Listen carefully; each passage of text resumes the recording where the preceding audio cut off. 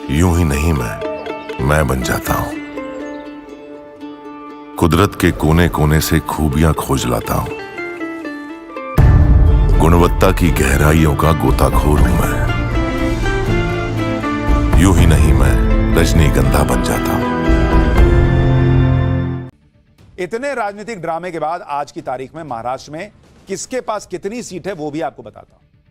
NDA में BJP के पास आज की डेट में 103 विधायक, शिवसेना शिंदे गुट के पास 37 एमएलए हैं, एनसीपी शरद पवार के पास 39 विधायक हैं और अन्य दलों के 22 विधायक हैं। यानी कुल मिलाकर एनडीए के पास आज की डेट में 201 विधायकों का नंबर है।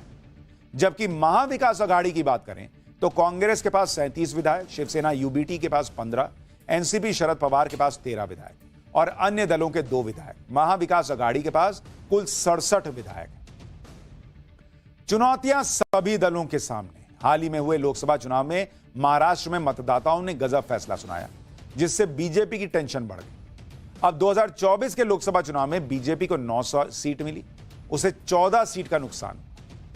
आपको यह हिसाब समझाता हूं कि लोकसभा चुनाव को अगर विधानसभा के सीटों में कन्वर्ट करें तो आज की डेट में किसका पलड़ा भारी दिखता है। तो 2024 में अगर आप देखिएगा, ये लोकसभा का आपको बता रहा हूं, लोकसभा में बीजेपी को कितनी सीट आई थी? बीजेपी को आई थी 9 सीट माइनस 14 सीट का उसको नुकसान हुआ था।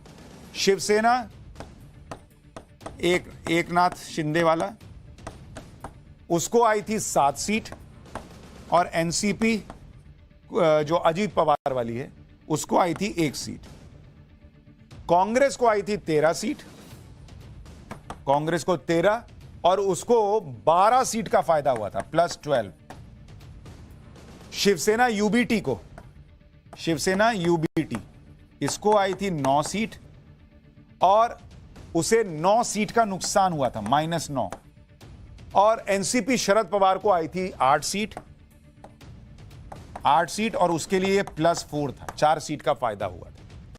लेकिन अब सवाल यह है कि जब आप इन लोकसभा सीटों को अगर हूबहू विधानसभा सीटों में कन्वर्ट करें, मतलब अगर यही रिजल्ट रिपीट हो गया विधानसभा में, तब किसको कितनी सीटें आएंगी?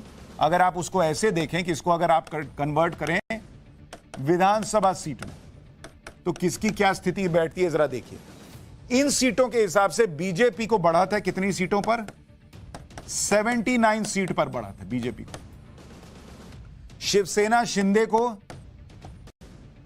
गुट को इसको है 40 सीट पर बढ़त और एनसीपी अजीत पवार एपी इसको कितनी सीट पे बढ़त है? मात्र 6 और अन्य 1 सीट पर अदर्स 1 सीट। तो अगर आप इसको मिला दीजिए तो एनडीए के लिए आंकड़ा बैठता है 126 सीट पर एनडीए आज की डेट में है, अगर लोकसभा वाला रिजल्ट रिपीट हो गया विधानसभा में।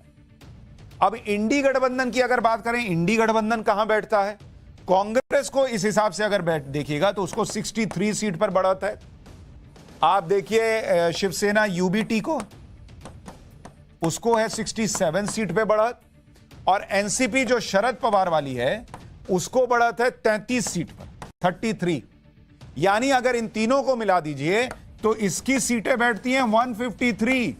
यानी अगर लोकसभा वाला रिजल्ट रिपीट हो गया तो सरकार बन जाएगी इंडी अलायंस की, क्योंकि सरकार बनाने के लिए 145 सीट चाहिए, जो कि अभी 153 वाली सीट में कन्वर्ट होता दिख रहा है इंडी का मामला, और एनडीए 126 पे अटक जाएगा। लेकिन यह तब होगा जब लोकसभा वाला चुनाव रिपीट होगा। अभी तो हरियाणा में दिख गया कि वहीं लोकसभा वाला रिजल्ट रिपीट नहीं हुआ, तो महाराष्ट्र में कैसे होगा, ये लोग सवाल पूछ रहे हैं।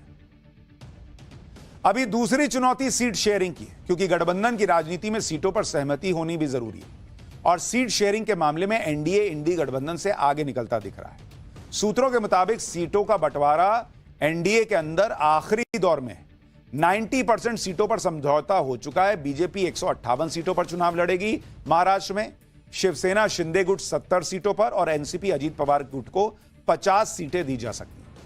हरियाणा में मिली जीत के बाद बीजेपी जोश में है और महाराष्ट्र के लिए माइक्रो लेवल पर रणनीति बना रही। दूसरी तरफ इंडी गठबंधन का कॉन्फिडेंस हिला हुआ लग रहा है। वो चुनाव आयोग की निष्पक्षता पर ही सवाल उठा रहा है। संजय राउत को सुनिए, जो कह रहे हैं कि चुनाव आयोग से अपील है कि महाराष्ट्र के चुनाव को हरियाणा का चुनाव न बना दे। चुनाव की घोषणा हुई है तो अभी हम सब लोग तैयारी में लगे हैं। हम चुनाव आयोग से इतनी अपेक्षा करते हैं कि आप इस राज्य का चुनाव हरियाणा जैसा मत करिए। हरियाणा में जो हुआ है पूरी देश की जनता देख रही है, चाहे ईवीएम हो, चाहे पोस्टल बैलेट हो, चाहे जो सत्ताधारी पार्टी की जो सब सामने आई है बातें। महाराष्ट्र में ज़्यादा हो रहा है, पैसों का खेल चलेगा, पुलिस का और यंत्रणा का भी मिसयूज होगा।